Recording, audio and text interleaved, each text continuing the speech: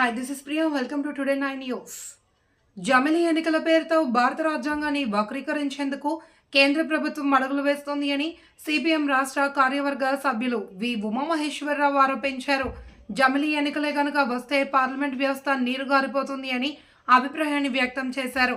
ఏలూరు జిల్లా బుట్టాయిగూడెంలోని సిపిఎం ఏలూరు జిల్లా 26వ మహాసభలు శుక్రవారం ప్రారంభమయ్యాయి. ఈ కార్యక్రమంలో ముఖ్య అతిథిగా పాల్గొన్న ఉమామహేశ్వరరావు మీడియాతో మాట్లాడుతూ కేంద్రంలో గత 10 సంవత్సరాలుగా అధికారంలో ఉన్న బీజేపీ ప్రభుత్వం ఆంధ్రప్రదేశ్ హక్కులను కాలరాసే విధంగా పనిచేస్తుందన్నారు. ప్రత్యేక హోదా, పోలవరం ప్రాజెక్ట్, రాజధాని, అమరావతికి నిధుల విడుదల హామీలలో ఏ ఒక్కటి కూడా అమలు చేయలేదన్నారు. దీంతో రాష్ట్రం ఎన్నో ఆర్థిక ఇబ్బందులను ఎదుర్కొంటుందన్నారు.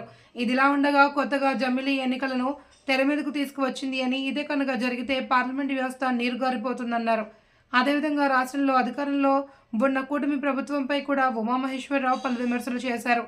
మహాసభల సందర్భంగా బుట్టాయిగూడెంలో భారీ ర్యాలీ నిర్వహించారు.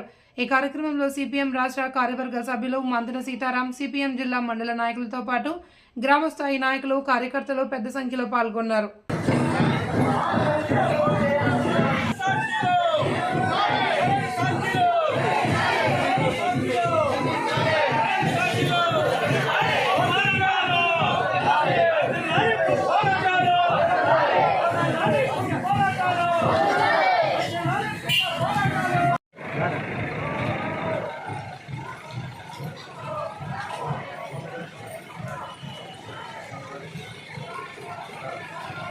ఎదుర్కొనే ప్రధానమైన సమస్యలు ఏమిటి, వాటి మీద ఏం చేయాలి, వాటిని ముందుకు తీసుకెళ్ళడం కోసం అవసరమైన పోరాటాల పురిటిగడ్డ బుట్టాయిగూడెంలో నిర్వహించుకుంటున్నాం.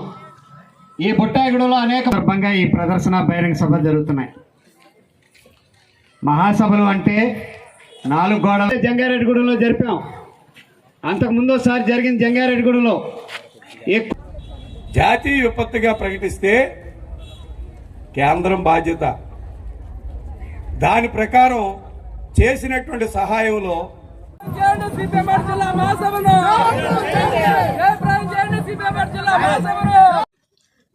మార్క్సిస్ట్ పార్టీ జిల్లా మహాసభలు ఈరోజు ఇక్కడ ప్రారంభమైనవి. ప్రధానంగా ప్రజా సమస్యల గురించి చర్చించి ఈ కేంద్ర రాష్ట్ర ప్రభుత్వాలకి ప్రజల యొక్క గోడును వినిపించడం కోసం ఈ సభలు జరుగుతున్నాయి. కేంద్రంలో ఉన్నటువంటి ప్రభుత్వం గత 10 ఏళ్లుగా పరిపాలన సాగిస్తున్నది. కానీ ఇప్పుడు వచ్చేటప్పటికి కనీసమైనటువంటి రీతిగా మన రాష్ట్రాల హక్కుల్ని ఏ ఒక్కదాన్ని కూడా వాళ్ళు అమలు జరపలా. ప్రత్యేక హోదా ఇవ్వాలా, పోలవరం జాతీయ ప్రాజెక్టుగా బాధ్యత తీసుకోవాలా, అమరావతి నిర్మాణానికి నిధులు అనేటటువంటి ఇవ్వాలా.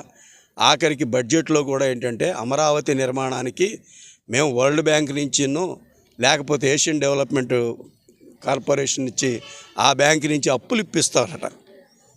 ఈ మాత్రం దానికి మీరే కావాలటండి.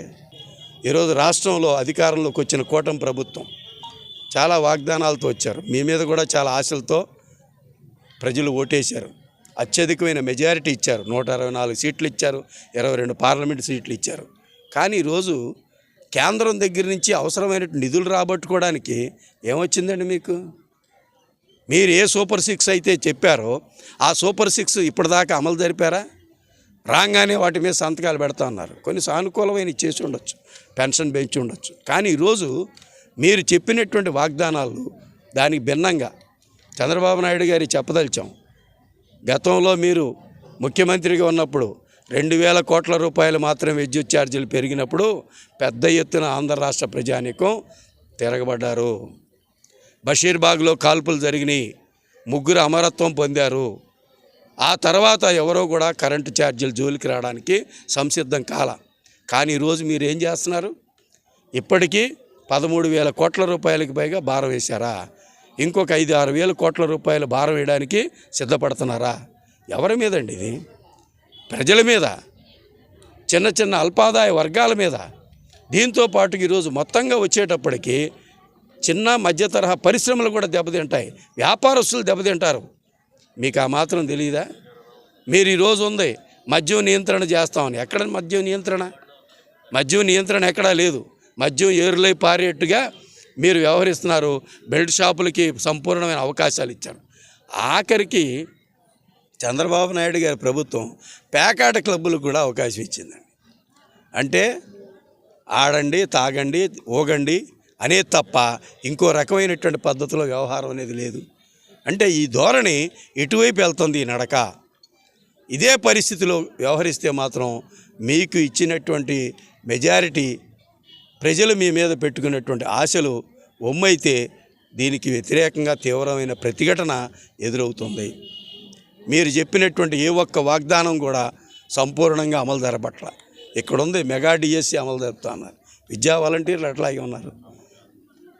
అంగన్వాడీ టీచర్లు వాళ్ళకి జీతాలు పెంచుతా అన్నారు. ఇంతవరకు ఏం లేదు.